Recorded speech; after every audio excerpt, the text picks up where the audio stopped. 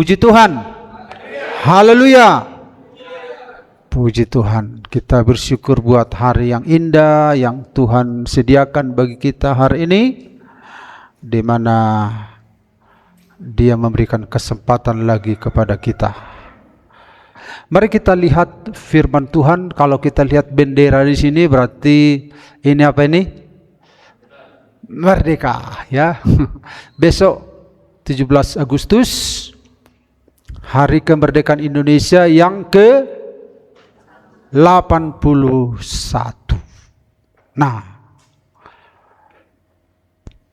bagaimana dengan kemerdekaan yang dimaksud oleh Tuhan? Ya, ternyata kemerdekaan ini adalah satu hal yang sangat penting. Makanya ada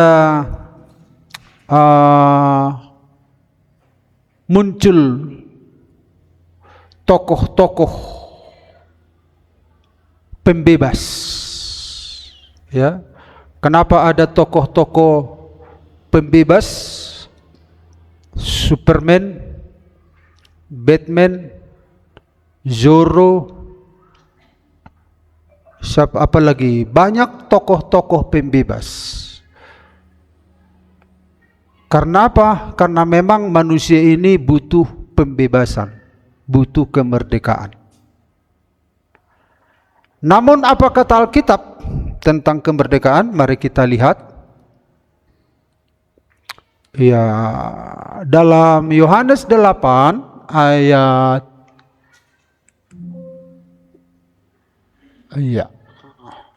Oke. Mari kita baca bersama-sama.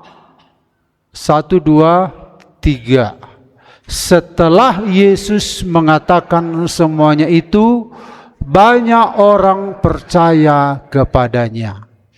Maka katanya kepada orang-orang Yahudi yang percaya kepadanya, "Jikalau kamu tetap dalam firman-Ku, kamu benar-benar adalah murid-Ku, dan kamu akan mengetahui kebenaran, dan kebenaran itu akan memerdekakan kamu." Lanjut, jawab mereka, "Kami adalah keturunan Abraham dan tidak pernah menjadi hamba siapapun. Bagaimana engkau dapat berkata, kamu akan merdeka?" Kata Yesus kepada mereka, "Aku berkata kepadamu, sesungguhnya setiap orang yang berbuat dosa adalah hamba dosa. Dan hamba tidak tetap tinggal dalam rumah, tetapi anak tetap tinggal dalam rumah. Jadi apabila anak itu memerdekakan kamu, kamu pun benar-benar merdeka." Haleluya. Nah, mari kita lihat ayat 30. Setelah Yesus mengatakan semuanya itu, banyak orang percaya kepadanya. Apa rupanya yang dikatakan Yesus?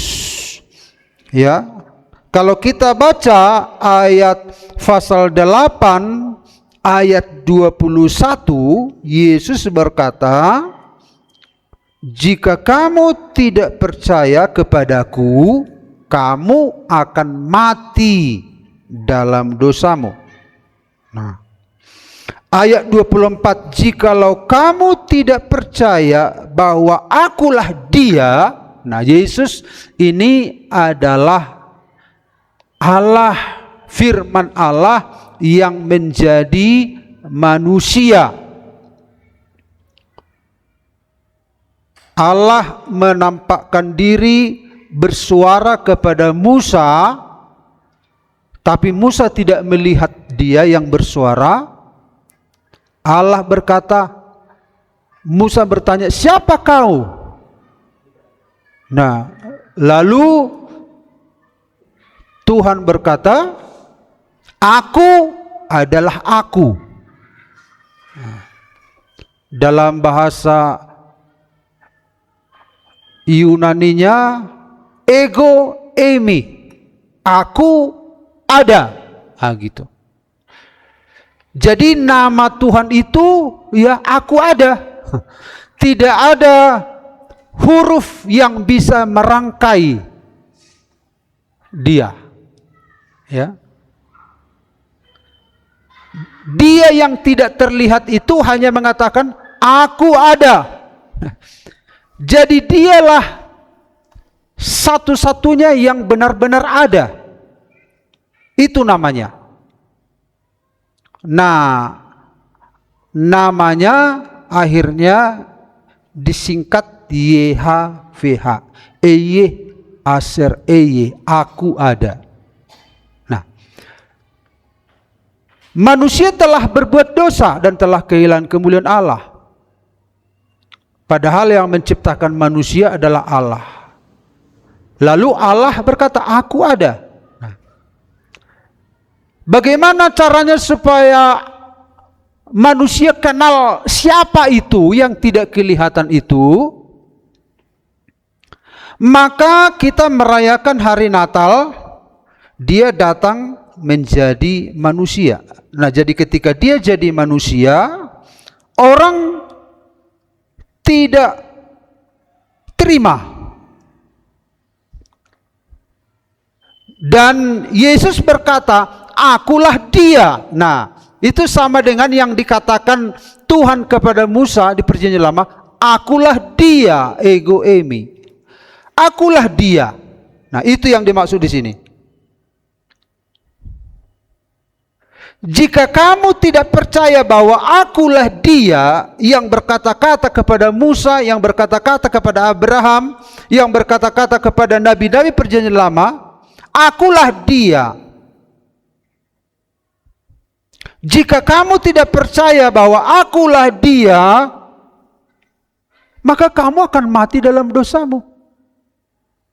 Artinya dia datang untuk menolong manusia, tapi ketika dia datang, akulah dia itu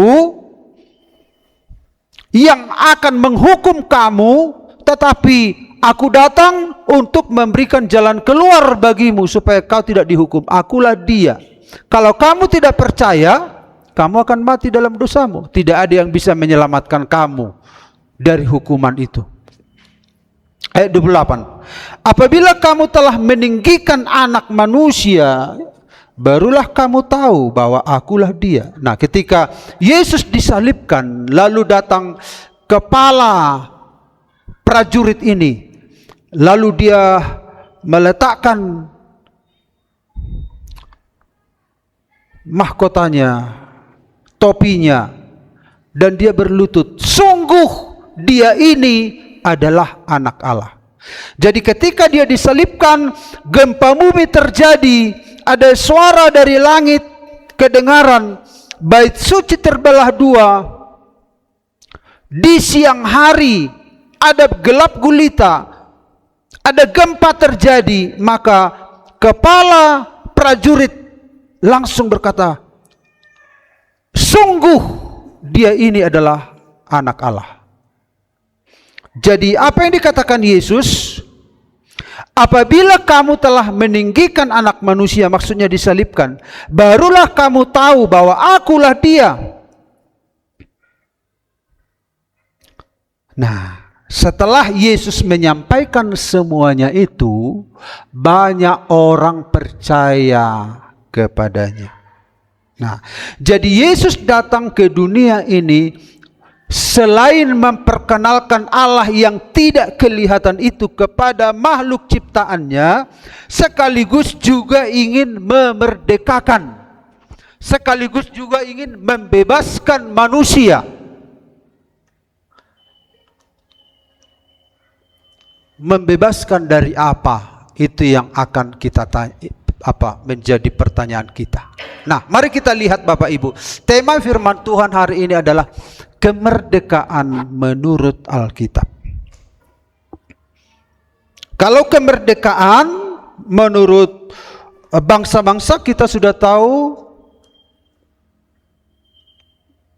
yaitu pembebasan dari penjajah. Tapi banyak juga politisi berkata, untuk apa dirayakan kemerdekaan kalau kita masih dijajah? Ada penjajahan di mana-mana, penjajahan rakyat, penjajahan terhadap orang miskin. Nah, tetapi itu semua konteksnya penjajahan secara fisik. Tetapi apa kata Alkitab tentang kemerdekaan? Ya. Nah, apa kata Alkitab tentang kemerdekaan? Mari kita lihat yang pertama. Setelah Yesus mengatakan semuanya itu, banyak orang percaya kepadanya. Maka katanya kepada orang-orang Yahudi yang percaya kepadanya, jikalau kamu tetap dalam firman-Ku, artinya kamu menerima firman-Ku, kamu percaya pada apa yang Kukatakan, maka kamu benar-benar adalah murid-Ku. Jadi Yesus menempatkan diri sebagai seorang guru. Bagaimana supaya murid itu bisa menangkap semua apa yang disampaikan guru, maka yang mendengarkan pesan ini harus menempatkan diri menjadi seorang murid. Karena dengan menempatkan diri seorang murid, maka dia bisa secara kontinu menerima apa yang disampaikan. Ilmunya guru itu akan sampai. Bukan hanya pendengar, tapi seorang murid. Makanya Yesus berkata dalam Matius pasal yang terakhir di sana, pergilah ke seluruh dunia, jadikanlah semua bangsa murid-Ku. Semua bangsa murid. Kenapa? Hanya dengan menjadi seorang muridlah, hanya dengan menempatkan diri menjadi seorang muridlah, semua informasi, semua kebenaran, semua pengajaran bisa kita serap dan kita paham, kita mengerti. Makanya Bapak Ibu lihat kenapa orang itu dianjurkan untuk belajar. Kenapa kita langsung menyuruh anak kita, kamu masuk PAUD ya, nah gitu, supaya cara berpikirnya itu berkembang. Kemudian masuk SD, SMP, SMA. Ya, kalau cukup biaya, kuliah S1, S2, S3. Apa maksudnya itu semua? Dengan menempatkan diri menjadi seorang murid, dia banyak menyerap kebenaran.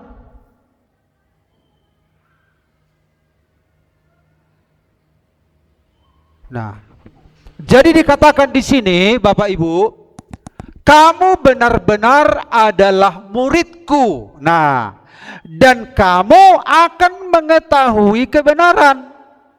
Jadi kalau seorang percaya kepada Yesus itu menempatkan diri menjadi seorang murid, jadi orang yang percaya itu akan memasuki tahap status murid. Ya, jadi orang percaya belum tentu jadi murid. Orang percaya harus meningkat ke level murid. Dia mendengar, dia belajar melakukan, ada ujian, ada nilai, ada evaluasi, itu kalau di sekolah. Ya. Tapi kalau hanya sekedar pengikut, kalau ada ujian, dia nggak punya tanggung jawab. Dan seorang guru tidak perlu menuntut menguji seseorang yang bukan murid. Seorang muridlah yang akan naik level. Kelas 1, kelas 2, sebelum naik diuji dulu, dipraktekkan dulu. Kemudian oke, udah cocok. Masuk lagi, uji lagi, begitu.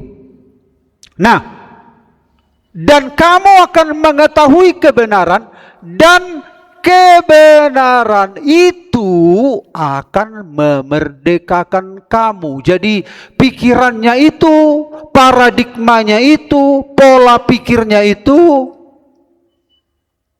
diubah. Jadi yang pertama, saudara-saudara, kemerdekaan menurut Alkitab berawal dari mengetahui kebenaran. Jadi kalau dia nggak mengetahui kebenaran, dia tidak akan bisa mengalami kemerdekaan. Nah, mari kita lihat apa hubungan antara mengetahui kebenaran dan kemerdekaan. Apa hubungan mengetahui kebenaran dan kemerdekaan? Dikatakan di sini, kamu akan mengetahui kebenaran dan kebenaran itu memerdekakan kamu. Apa hubungannya? Mengetahui kemudian merdeka. Kalau tidak mengetahui, berarti tidak merdeka. Nah, mari kita lihat Bapak Ibu, apa hubungan antara mengetahui kebenaran dengan kemerdekaan. Kristus dan firman-Nya adalah wujud kebenaran. Jadi sebelum kita masuk kepada kemerdekaan, kita harus mengetahui kebenaran. Nah, sekarang kita lihat dulu apa itu kebenaran. Alkitab mengatakan Kristus dan firman-Nya adalah kebenaran. Yesus berkata, akulah jalan, akulah kebenaran. Yesus berkata tentang Roh Kudus, aku akan memberikan roh kebenaran.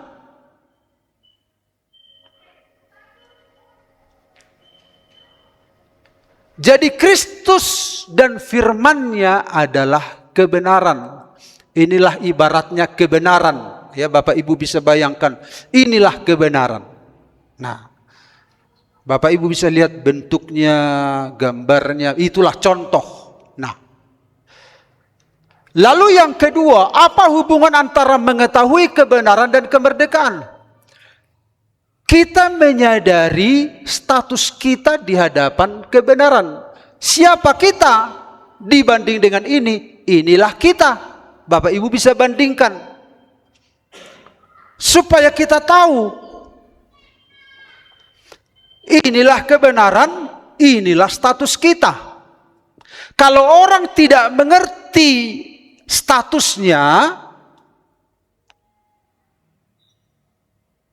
dia tidak akan tahu nanti aku ini sudah merdeka atau belum. Merdeka yang dimaksud itu seperti ini. Sementara kita masih begini. Jadi kita harus tahu dulu kita ini, status kita ini bagaimana. Nah, lalu yang ketiga, apa hubungan antara mengetahui kebenaran dan kemerdekaan?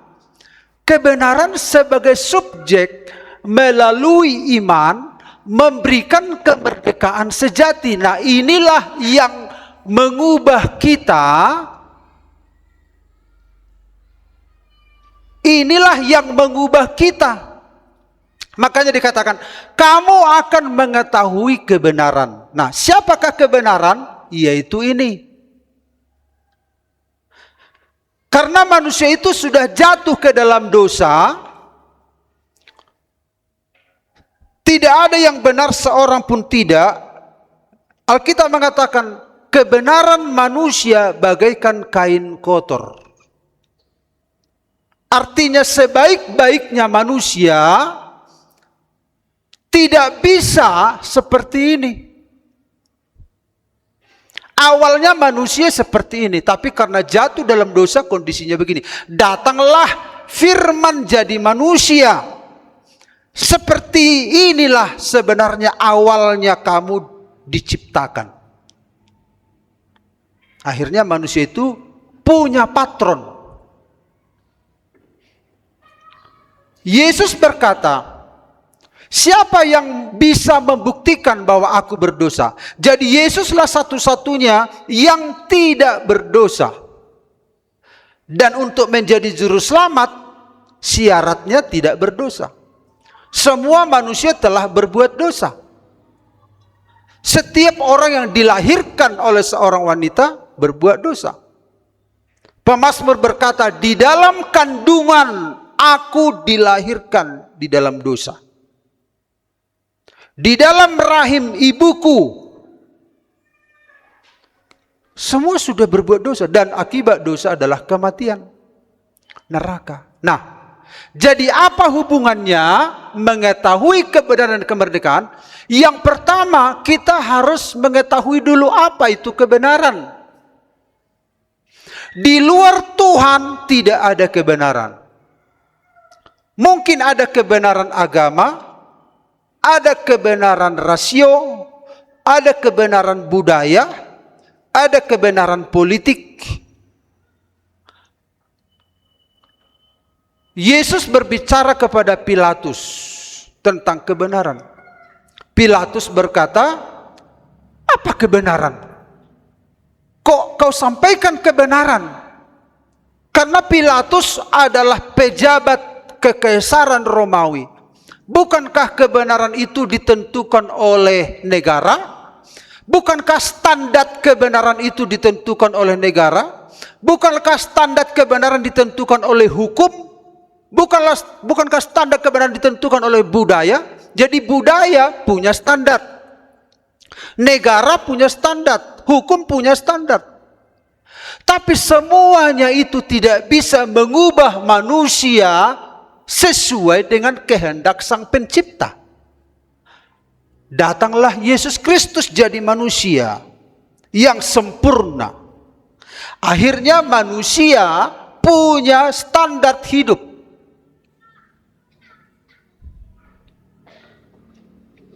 Dan kebenaran sebagai subjek, ya.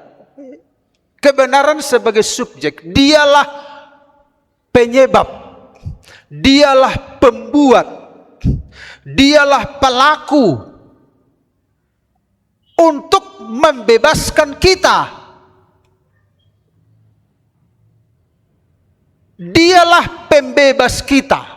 Makanya kamu akan mengetahui kebenaran, tetapi syaratnya kamu harus jadi muridku. Tidak bisa sekedar percaya, tidak bisa sekedar pengikut. Karena pengikut tidak punya tanggung jawab. Tapi seorang murid, Bapak Ibu lihatlah film-film kungfu itu. Ada seorang guru melatih, angkat ini. Nah, gitu. Ada seorang yang terkenal itu, orang yang dilatih oleh Jackie Chan. Latihannya sederhana. Anak ini enggak terima awalnya. Letakkan bajumu, jubahmu. Diletakkan.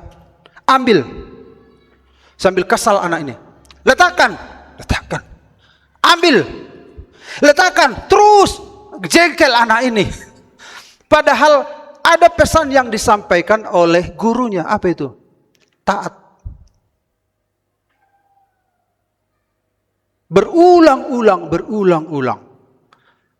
Banyak hal-hal yang dia pelajari. Demikian juga kalau kita menjadi murid Kristus, banyak pengetahuan, ada transfer dari sang guru kepada murid.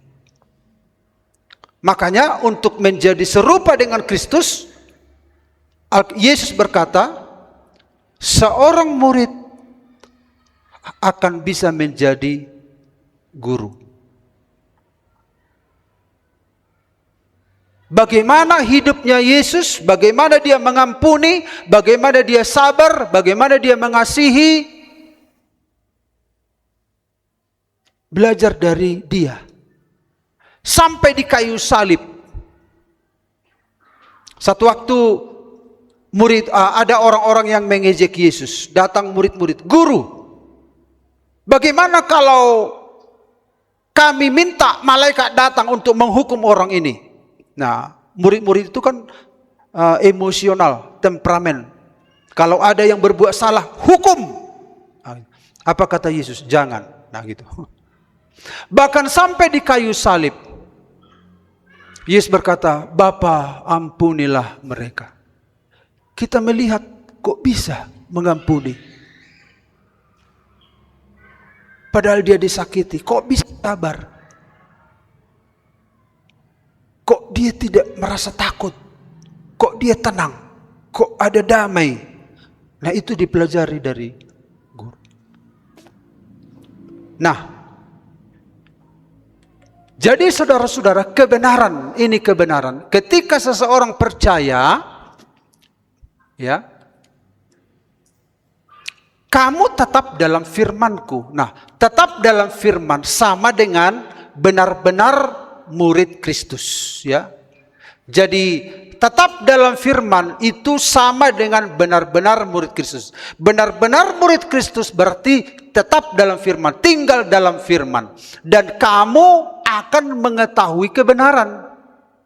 Jadi untuk mengetahui kebenaran harus jadi murid. Untuk mengetahui kebenaran tetap dalam firman.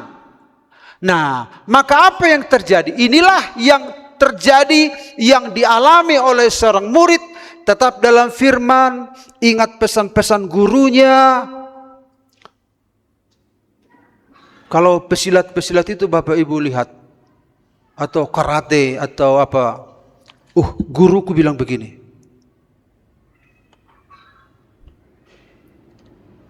Langsung diingat. Ini berproses, dan pada akhirnya apa yang terjadi? Kamu akan merdeka. Nah, kamu akan merdeka. Nah sekarang mari kita lihat yang kedua. Yang pertama, berawal dari mengetahui kebenaran. Jadi kebenaran, kemerdekaan yang sejati, saudara harus mendengarkan firman Tuhan. Karena firman ini adalah kebenaran. Firman ini bukanlah kata-kata hampa yang dituliskan oleh pujangga-pujangga, penyair-penyair, oleh orang-orang berhikmat, oleh filsuf. Kata-kata yang indah, bukan. Ini Tuhan yang berbicara. Perkataan Tuhan itu berkuasa. Firman itulah yang menciptakan langit dan bumi. Semuanya jadi oleh perkataannya. Ini bukan hampa. Makanya supaya kita mengalami kemerdekaan sejati, kita harus mendengarkan kebenaran. Firman Tuhan. Amin. Amin Bapak Ibu. Lalu yang kedua, jawab mereka, ini jawab orang Yahudi, kami adalah keturunan Abraham. Artinya kalau keturunan Abraham dan tidak pernah menjadi hamba siapapun, bagaimana engkau dapat berkata kamu akan merdeka? Kami ini kan orang-orang merdeka. Kami adalah anak-anak Abraham.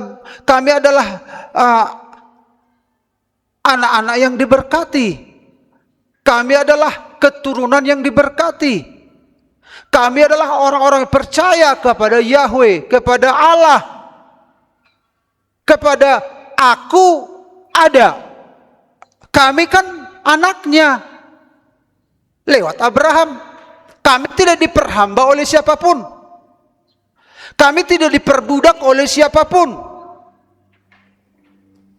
Apa kata Yesus? Kata Yesus kepada mereka, Aku berkata kepadamu, sesungguhnya setiap orang yang berbuat dosa adalah hamba dosa. Jadi yang disasar Yesus adalah bahwa walaupun kamu menyebut keturunan Abraham, orang-orang yang bebas, orang-orang yang merdeka, sesungguhnya kamu tidak merdeka karena Pembebasan menurut Tuhan itu adalah pembebasan dari dosa, bukan pembebasan dari penjajahan fisik. Jadi kita lihat di sini Bapak Ibu, kemerdekaan menurut Alkitab, pembebasan dari perbudakan dosa. Tidak ada seorang pun yang bisa mengurus ini. Untuk mengurus perekonomian bisa saja. Untuk mengurus penyakit bisa saja. Tapi untuk menyelesaikan masalah penyakit rohani tidak ada yang bisa. Tidak ada yang bisa menyelesaikan ini. Dosa itu bukanlah kelemahan. Kalau psikolog mengajarkan dan agama-agama di zaman sekarang mengajarkan, dosa itu adalah sebuah kelemahan. Alkitab mengatakan dosa pelanggaran terhadap firman. Psikolog berkata dosa itu adalah sebuah tindakan yang buruk saja. Alkitab mengatakan dosa itu melawan kehendak Allah. Makanya psikolog itu hanya mengurus jiwa. Dia tidak bisa mengurus batin, roh manusia. Padahal dosa itu letaknya di dalam roh manusia.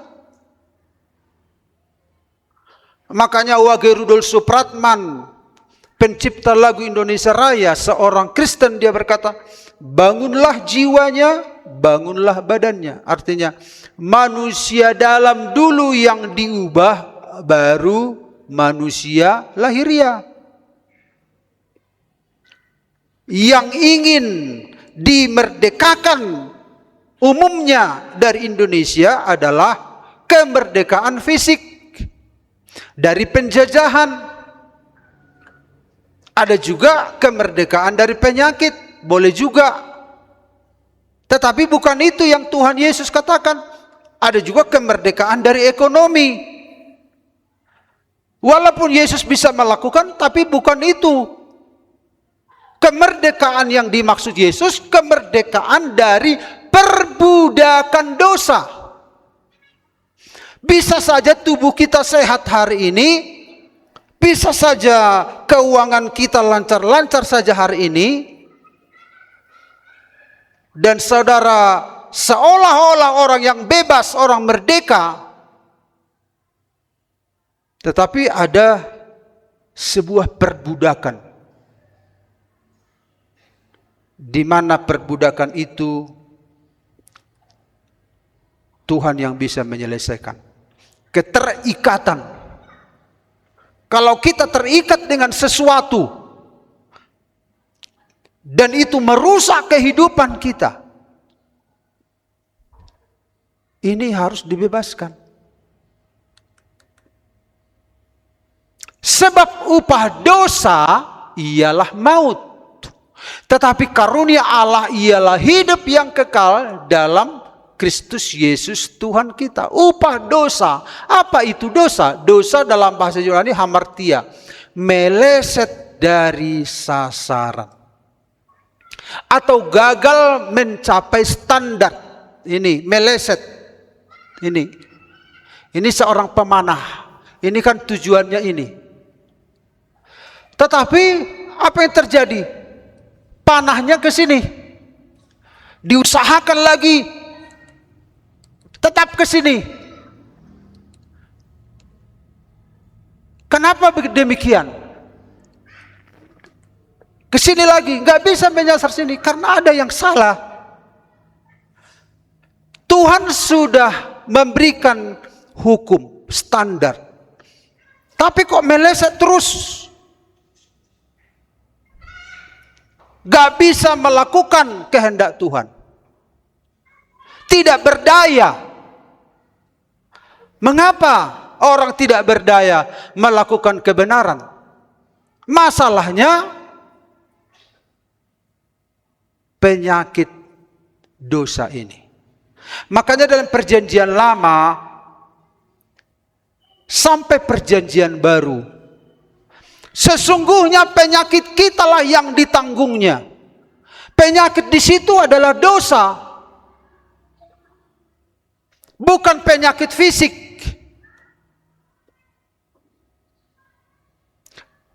Dan oleh bilur-bilurnya kamu sembuh. Luka-lukanya itu yang dimaksudkan menyembuhkan dosa kita. Karena dosa itu dalam perjanjian lama itu penyakit. Tapi sasaran orang Kristen kebanyakan apa? Fisik.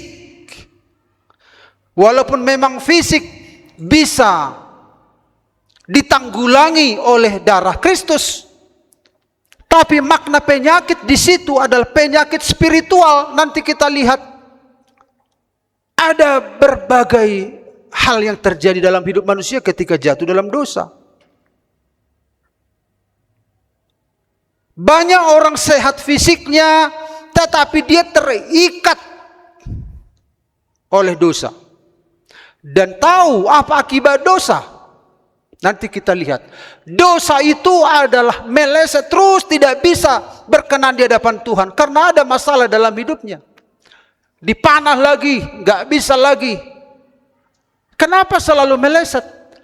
Nah, aspek dosa, ya, kategori dosa dalam hidup seseorang, atau istilah walaupun tidak tepat supaya kita gampang, ada 3 porsi dosa di dalam hidup seseorang. Ketika dikatakan kita berdosa oleh Tuhan, ada 3 aspek, yaitu dosa imputasi, dosa dari Adam sampai ke saya.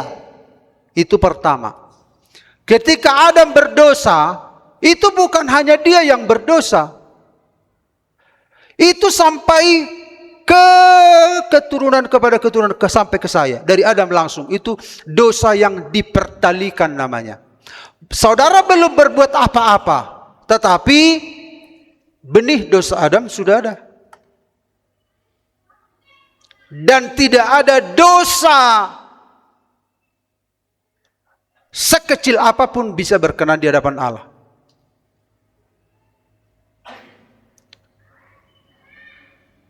Yang kedua, dosa keturunan. Dari opung saya ke bapak saya, dari bapak saya ke saya, dari saya ke anak saya. Itu porsi yang kedua. Saya belum berbuat apa-apa. Makanya dalam pengajaran Kristen tidak ada istilah yang mengatakan bayi yang lahir, orang bilang hatinya bagaikan kertas putih. Kristen enggak mengajarkan demikian. Alkitab tidak mengajarkan demikian. Agama lain mengajarkan bayi yang baru lahir hatinya bagaikan kertas putih karena begitu polos, tidak ada dosa. Tapi setelah dia beranjak dewasa, lalu kertas putih itu ditulisi, ini kesalahan ini, dosa ini, enggak. Alkitab mengatakan, di dalam dosa aku dikandung oleh ibuku.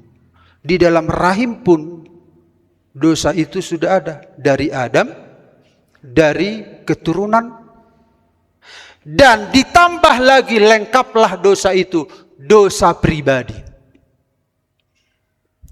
Siapa yang bisa menyelamatkan kita? Dan Alkitab mengatakan, apa efek dosa terhadap tubuh? Merusak kehidupan. Ada efeknya, ada dampak dosa. Dia merusak kehidupan. Rusak hidup kita. Misalnya kecanduan, kekerasan, gaya hidup yang merusak. Itu efek dosa terhadap tubuh kita. Kita merusak tubuh kita. Jangankan orang yang merusak kita. Kita yang merusak tubuh kita. Makanya banyak orang kecanduan gak bisa lepas-lepas. Karena apa? Sudah rusak, meleset. Betapa hancurnya hidup manusia. Kemudian apa yang terjadi efek dosa? terhadap kemauan membelenggu kehendak kita. Dosa itu melemahkan kemampuan kita memilih dan melakukan yang benar. Kita nggak mampu memilih yang benar.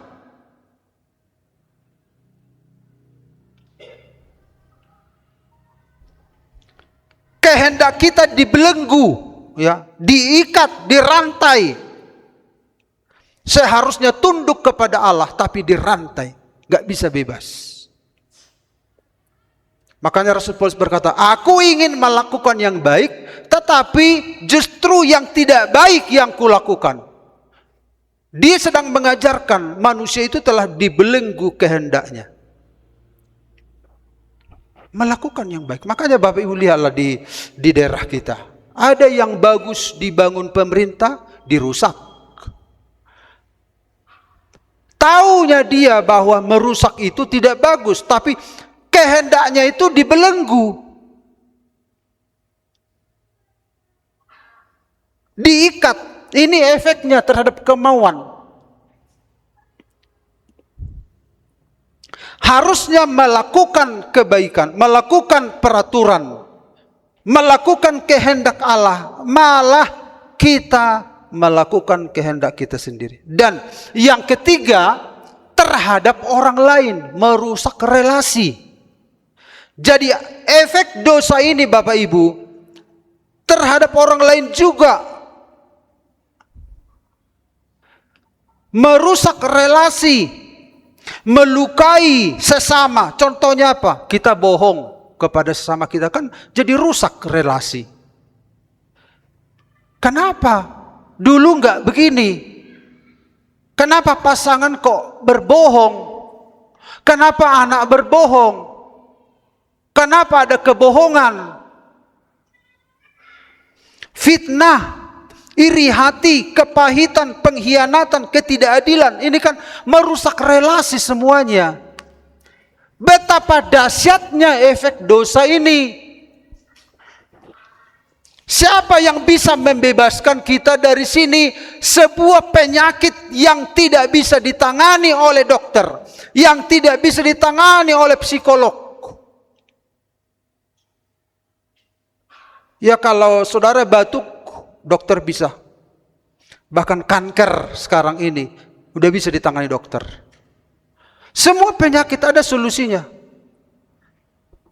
Kemiskinan pun ada solusinya. Ya rajin berdoa, tekun. Untuk jadi pintar pun ada solusinya. Banyak belajar, rajin membaca, begitu. Di dunia ini hampir semua ada solusi. Hanya satu, siapa yang bisa menyelesaikan penyakit rohani? Penjara tidak bisa, polisi nggak bisa, pengawasan orang tua nggak bisa. Betapa parahnya keadaan kita dan terhadap tujuan, menyimpangkan arah hidup. Akhirnya tujuan kita menyimpang dari tujuan Allah. Ini seperti ini. Selalu meleset. Selalu melanggar. Ini semua bisa digambarkan di sini. Ya, ini nih. Ya, oke. Ya, itu maksudnya. Lihat, ini seorang pemuda yang sedang fly. Matikan dulu. Yang sedang apa? Fly, istilah narkoba begitu kan? Nah, sedang sakau. Betul?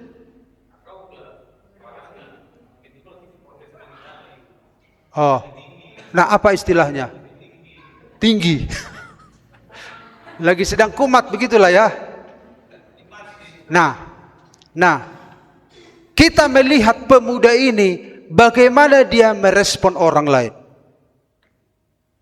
Responnya terhadap lingkungan, responnya terhadap orang lain, responnya terhadap diri sendiri, responnya terhadap tujuan. Jadi 4 tadi kita lihat lewat ilustrasi ini. Lihat. Jadi bagi dia Inilah pemuda itu yang sedang bermasalah. Dia sudah bermasalah dalam dirinya. Bagaimana dia melihat orang lain? Mata orang lain itu lain dia lihat. Bergerak-gerak padahal nggak ada masalah. Nggak bisa dia fokus sebentar.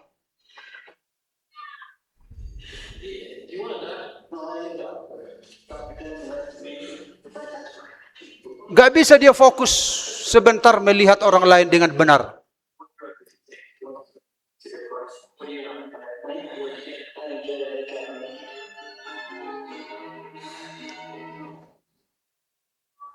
Mobil pun dia lihat goyang-goyang, padahal nggak goyang mobilnya.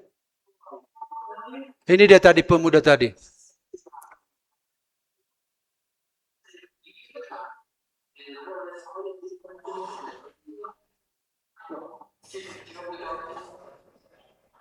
Dia melihat semua orang jadi lain, melihat setiap benda lain, bergerak semua.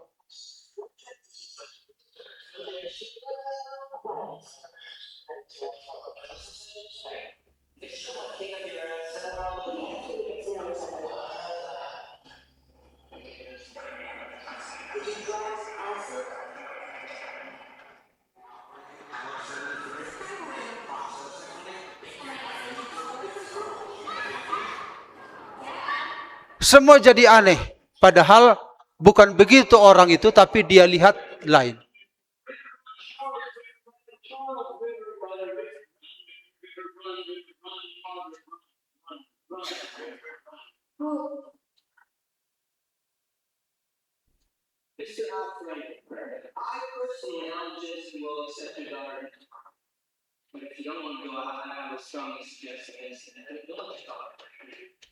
Oke, sampai di situ. Matikan.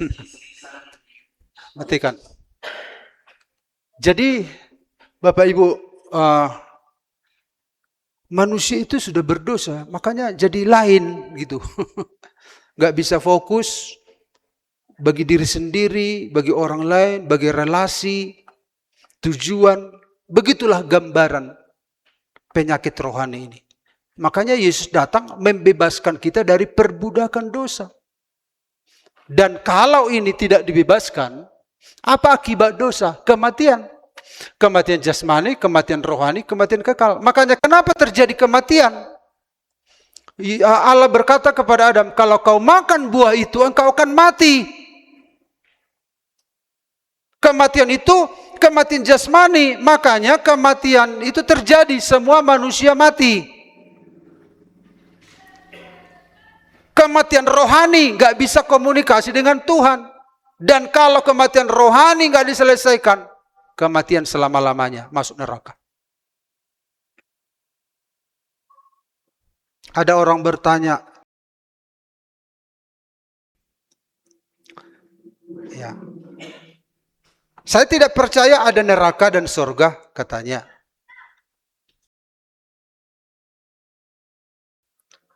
Ya wajar saja nggak percaya. Tetapi kami percaya karena apa? Yesus bangkit dari kematian. Kebangkitannya memvalidasi adanya neraka. Kebangkitannya memvalidasi adanya surga. Dan hanya dia yang bangkit. Kalau tokoh-tokoh yang kita percayai dia berkata, oh kita akan jadi baik, kita akan ada masa depan, ada surga, ada neraka. Tapi orang yang ngomong itu sudah masih di kuburan. Apa yang mau dipercaya kepada orang yang masih di kuburan? Tapi Yesus telah mengalahkan kematian. Itu membuktikan bahwa surga itu real, neraka itu real. Makanya Yesus datang ke dunia supaya manusia tidak mati. Karena akibat dosa itu kematian. Dan kalau kita percaya kepada Yesus memang masih ada kematian jasmani. Tapi ketika dia datang kembali, kita akan dibangkitkan. Semua akan diurus oleh Tuhan. Amin Bapak Ibu. Ya. Waktu jalan terus. Yang terakhir. Dan hamba tidak tetap tinggal dalam rumah, tetapi anak tetap tinggal dalam rumah.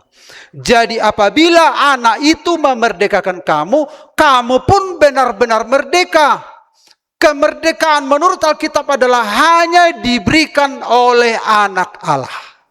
Tidak ada kemerdekaan yang diberikan oleh siapapun. Kemerdekaan yang sejati hanya disediakan oleh anak Allah, yaitu Yesus Kristus, karena dia mengalahkan kematian. Dia mengalahkan akibat dosa, yaitu kematian. Dan dia bangkit, dia naik ke sorga, disaksikan oleh 500 orang sekaligus.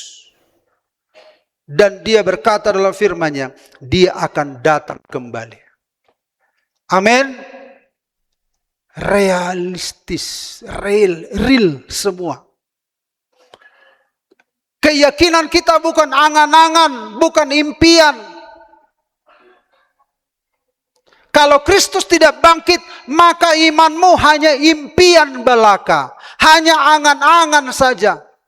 Tapi Yesus telah bangkit. Kita hidup dalam dosa, di luar Kristus kita bagaikan ini diperbudak oleh dosa. Di dalam hati kita ada hosom eal teat late. Mungkin di luar kita berjubah putih, tetapi di dalam beginilah, hanya dipendam. Siapa yang bisa membebaskan? Firman menjadi manusia. Dia membebaskan kita. Dia datang menjadi manusia. Akhirnya kita dibebaskan. Hanya oleh Kristus yang ada dalam hati kita, penyakit rohani ini diselesaikan. Karena itu Bapak Ibu, kesimpulannya adalah kemerdekaan berawal dari mengetahui kebenaran. Tetap dalam firman Kristus, mengetahui kebenaran, mengalami kemerdekaan. Yang kedua, kemerdekaan adalah pembebasan dari perbudakan dosa. Masalah terbesar manusia bukan penjajahan manusia, tetapi perbudakan dosa. Kemerdekaan hanya diberikan oleh anak Allah. Kita tidak dapat membebaskan diri dari dosa dengan kekuatan sendiri. Anak Allah lah yang memerdekakan. Dan hanya orang yang dimerdekakan anak Allah yang benar-benar merdeka. Haleluya. Tuhan melakukan itu. Dan kita benar-benar merdeka. Tuhan Yesus memberkati. Mari kita nyanyikan sebuah nyanyian.